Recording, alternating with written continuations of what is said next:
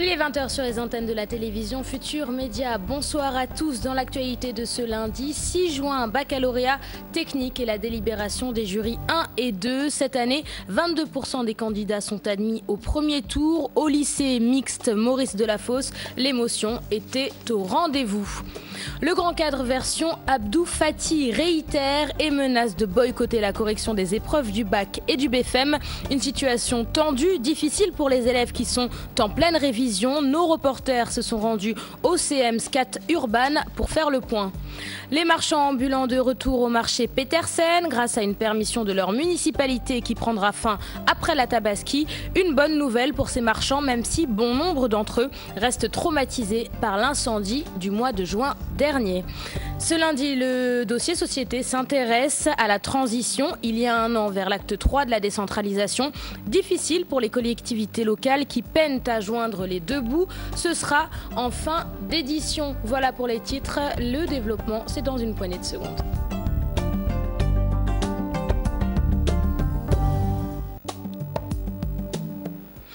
Bienvenue dans cette édition baccalauréat technique. Les résultats sont tombés. Ce lundi, les jurys 1 et 2 ont délibéré. Cette année, les résultats sont jugés satisfaisants avec 22% des candidats admis au premier tour. Pour ces derniers, l'attente a été longue. Des candidats soulagés, d'autres déçus qu'ont rencontré Alassane Ba et Mardien dans ce reportage. Lycée mixte Maurice Delafosse, les résultats du baccalauréat série G sont tombés. Un ouf de soulagement pour certains candidats qui n'en reviennent même pas.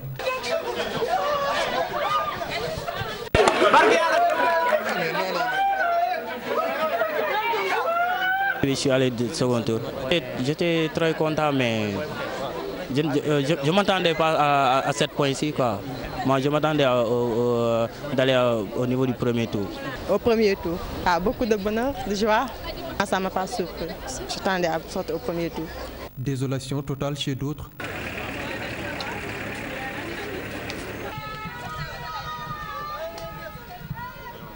Sur les 297 candidats qui composent le jury 1147, 70 candidats sont admis d'office et 115 sont allés au second tour. L'attente fut longue pour les candidats du jury 1148. Après des heures passées, les résultats sont tombés. Cris de joie, satisfaction pour les admis. 88 152, Joséphine Adama Diop. 188 292. 299 élèves composent ce jury, 59 sont admis d'office et 92 sont admis au second tour. Sur l'ensemble des deux jurys, les résultats sont jugés satisfaisants selon le proviseur. Les premières tendances sont bonnes. Ça tourne autour de 22%. Donc pour un résultat d'office, 22%, c'est bon. Le jury 1147, nous avons à peu près sur un total de 299, 70 admis d'office et 117 au deuxième tour. Les épreuves du second tour sont prévues au plus tard mercredi prochain. Les relevés de notes sont disponibles dès ce mardi. Je vous l'annonçais en titre, le grand cadre version Abdou Fati revient à la charge et menace de boycotter la correction des épreuves du bac et du BFM, une situation qui forcément perturbe les élèves. Au CEM SCAT Urban, les révisions se font dans la nervosité. Mansousso Junior et Modoudio pour faire le point. CM SCAT Urban, silence de cathédrale dans la cour de l'école. Dans les salles de classe, pas une minute à perdre. On s'attelle au dernier réglage en vue des examens du BFM.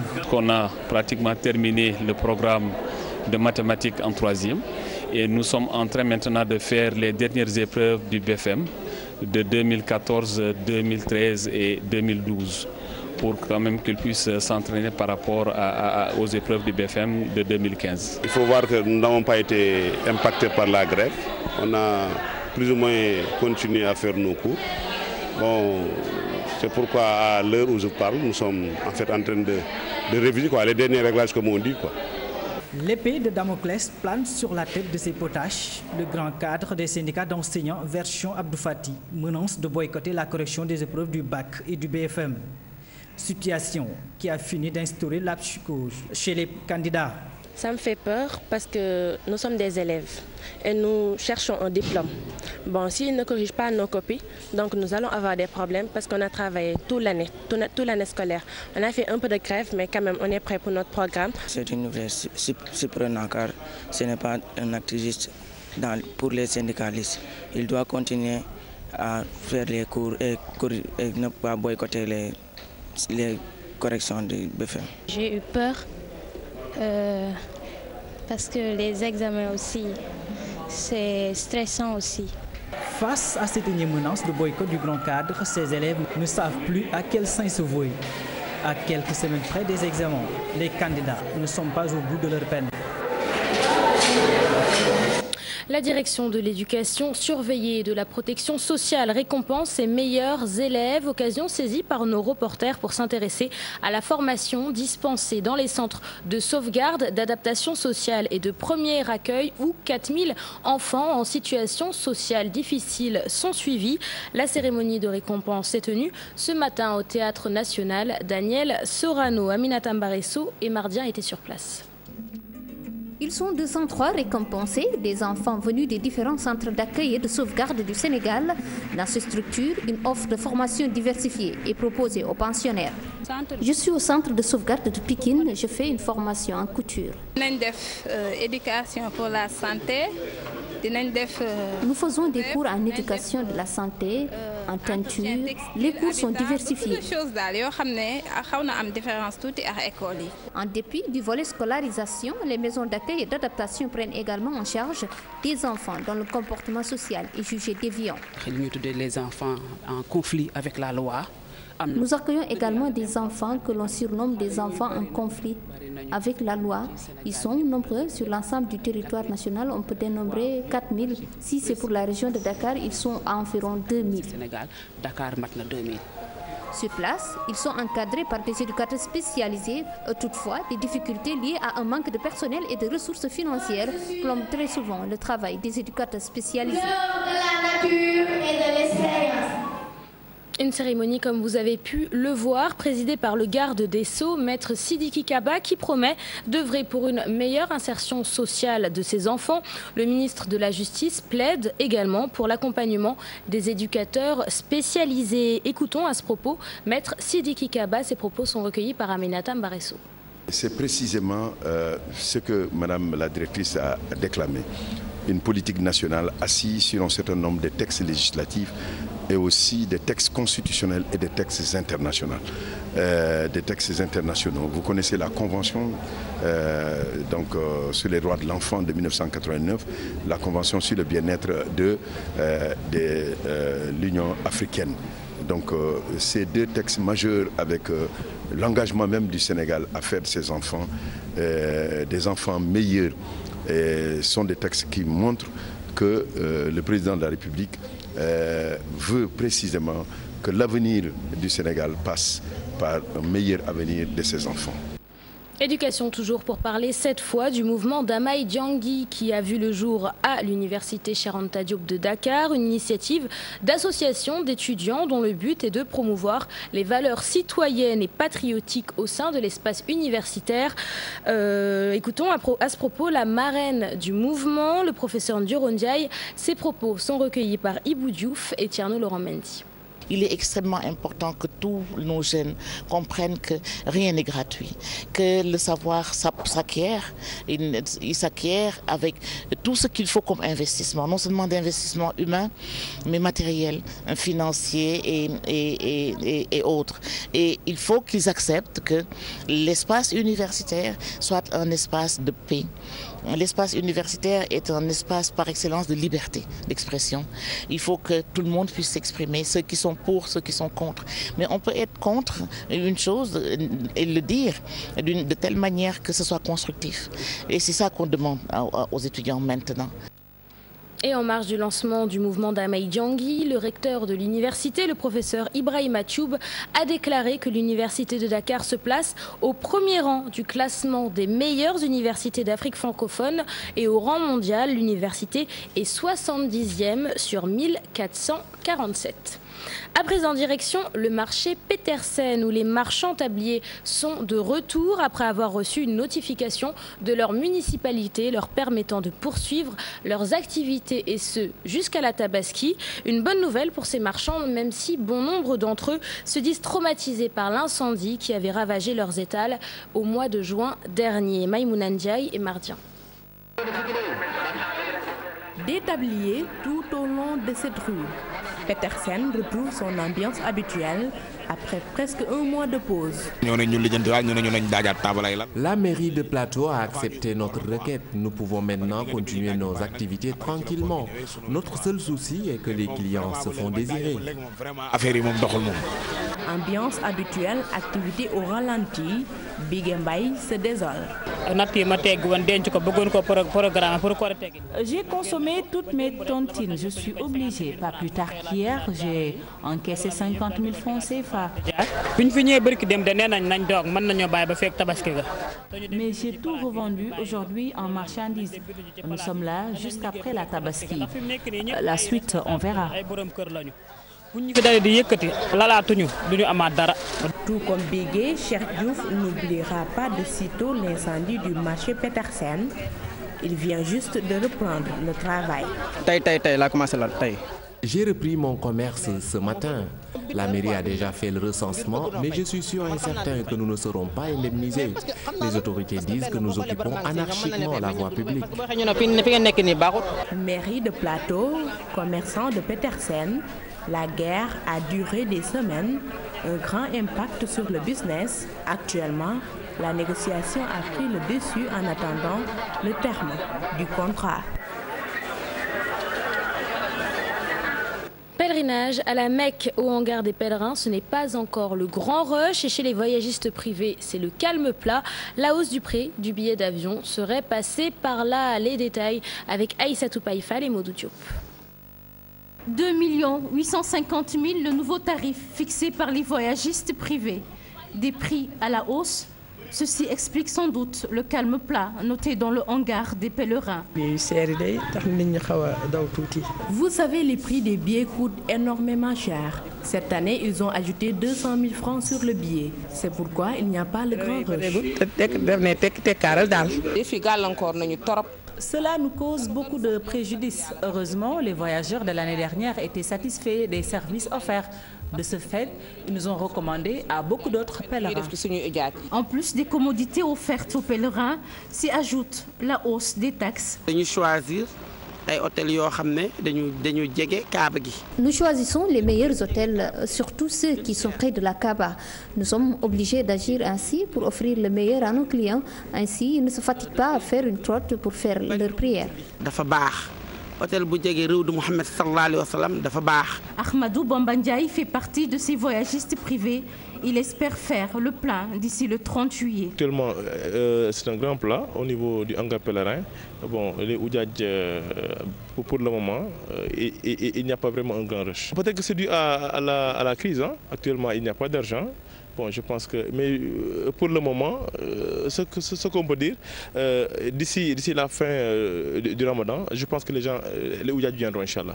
Ils croisent les doigts, attendent patiemment l'arrivée des pèlerins, qui à coup sûr viendront en grand nombre, même si la conjoncture ne facilite pas les choses. En ce mois de Ramadan, les vendeurs de chapelets, de livres saints et de tapis de prière attendent toujours leurs clients. Pour ces commerçants, il n'y a pas de doute. Cette année, les ventes ont considérablement baissé. Pour s'en sortir, ils se rabattent donc sur la réparation de chapelets. C'est un reportage signé Kodendiaï et Tierno Laurent Mendy. Les articles tels que les chapelets, les nattes et autres livres saints ne sont pas très sollicités en ce mois béni de Ramadan. Ici, au marché HLM, les vendeurs de ces articles restent toute une journée sans voir un seul client. Pas de changement dans la vente de chapelets. Avant et pendant le Ramadan, c'est pareil. Il y avait des clients qui venaient au début du Ramadan, mais ce n'est plus le cas.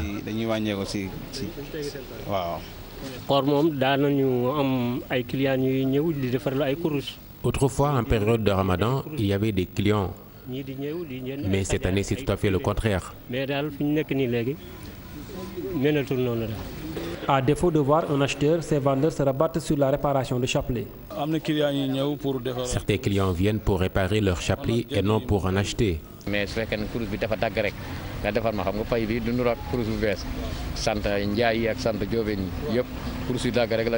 Pour ce commerçant, cette situation s'explique par les difficultés de la vie.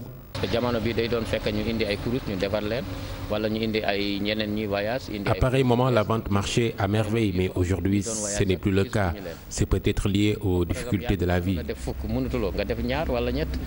En attendant la célébration de la Korité, ces commerçants sont toujours à l'attente de clients. Ces derniers se font de plus en plus désirés. Du sport dans ce journal avec l'équipe nationale de football qui passe le premier tour préliminaire du CHAN Rwanda 2016. Les Lions ont battu nos voisins, les Scorpions de Gambie, 1-0. Une rencontre analysée par les coachs des deux équipes. Pour Tafasek, coach de l'équipe du Sénégal, ses joueurs étaient déterminés à gagner. Je vous propose d'écouter donc les deux coachs du Sénégal et de la Gambie. Ils sont au micro de Pape Faraning et Younous Diatta. Je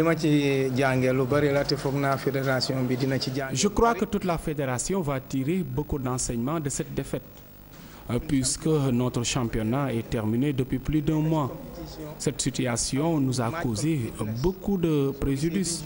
Le Sénégal a eu l'opportunité de jouer des rencontres pendant que la Gambie n'avait pas l'occasion de peaufiner sa stratégie. Donc il faut trouver une solution pour jouer tout le temps. Équipe nationale. Je remercie le bon Dieu avec ces 2 victoires.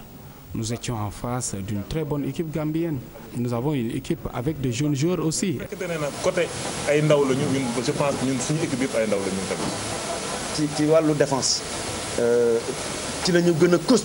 On était très costaud en défense. Même à Dakar, on défendait avec la possession de la balle. Pour l'instant, on ne peut faire aucune analyse. On attend de voir. Dans la position. C'est analyse, mais nous, nous évaluation.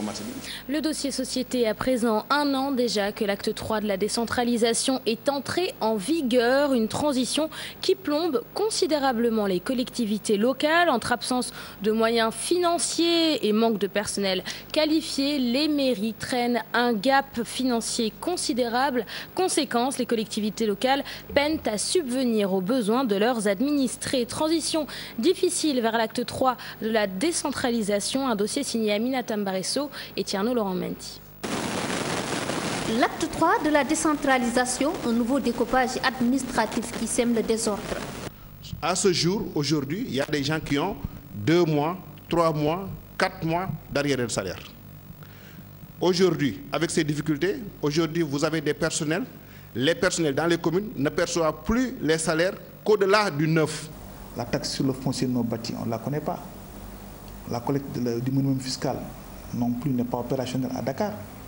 Et voilà donc de nouvelles charges, de nouvelles ressources affectées aux nouvelles collectivités locales qui n'ont pas l'expérience, n'ont pas hérité de l'expérience de la ville d'une part, et d'autre part qui font face à une insuffisance en termes de quantité et de qualité du personnel. De nouvelles compétences transférées aux communes, pas de moyens d'accompagnement, la tâche s'avère difficile pour les maires. Sur le plan social, aujourd'hui, ils n'ont plus cette prise en charge médicale. Ils n'ont pas de couverture médicale aujourd'hui. Parce qu'on dit que les nouvelles communes sont de nouvelles entités et que comme ce sont de nouvelles entités, ils doivent se conformer aux normes, écrire d'abord aux hôpitaux qui doivent pour nouer des conventions avec ces hôpitaux avant de transférer le personnel. Conséquence, certaines dépenses sont annulées ou même revues à la baisse. C'est le cas des aides sociales octroyées aux populations à certaines occasions. Effectivement, autant pour la commune de Ouakam que pour les autres communes, il y aura énormément de difficultés pour faire face pour assister les populations lors de la fête de Korité. Ça pouvait tourner autour de 10 millions. Ça pouvait tourner autour de 10 millions. Parce que, ne serait-ce que les denrées, pour faire l'achat des denrées, c'est des enveloppes de 6 à 7 millions. Quand les élus disent qu'aujourd'hui ils n'ont pas les moyens, qui n'a pas les moyens pour payer les salaires convenablement, est-ce qu'il peut avoir les moyens pour donner les secours convenablement? Une implication des élus dans la définition de l'assiette fiscale, une formation dans le recouvrement des impôts, entre autres solutions.